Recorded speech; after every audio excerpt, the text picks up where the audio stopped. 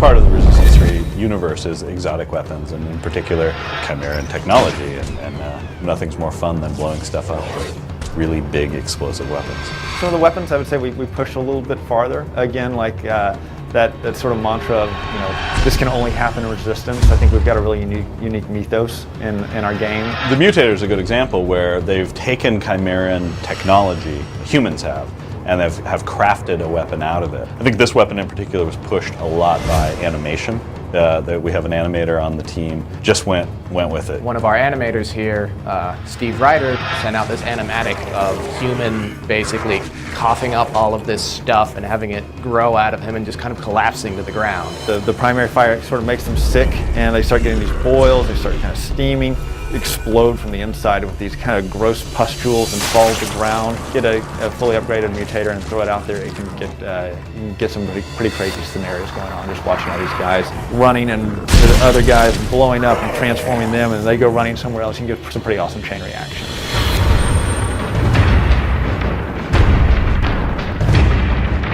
The Deadeye is a Chimeran sniper rifle. Primary fire, it's a sniper shot. It's deadly. You want to get the headshot. The secondary fire, you pull the trigger and you've got this sort of wind up that lasts about a second and a half, and this reticle kind of collapses and shoots out this extremely powerful shot. Sniper weapons are an interesting gun to talk about upgrades because it's already such a powerful thing. We added an extra magnification level to the sniper rifle. It's silent, so you can shoot it without waking guys up instantly. Whenever you go into scope view, we actually have a little effect around guys' heads to help you target and get the headshot.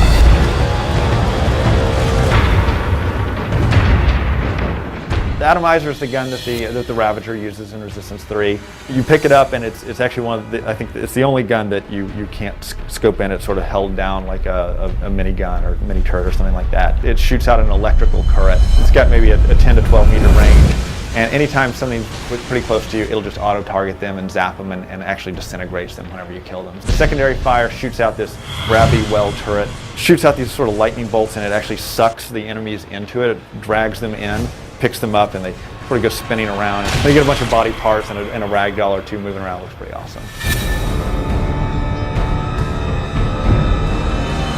My personal favorites, I have a lot of them. I really like the Bullseye, I always have. I like the way that it feels right now, and it's always a good weapon of choice for taking out certain types of enemies. We've got these Chimeran and alien weapons, and one of the things we want to do is sort of give them a flavor unlike anything that human weapons could have. When you pull up the Bullseye, you have this sort of weird, sort of floating holographic iron sight. I think it's one of the first changes people are going to notice. You have a weapon that's kind of this small SMG style gun. It kind of has a big spread. It has this alt fire where you can tag guys and all of the primary fire will go to that tag. It makes it extremely effective against very fast moving characters.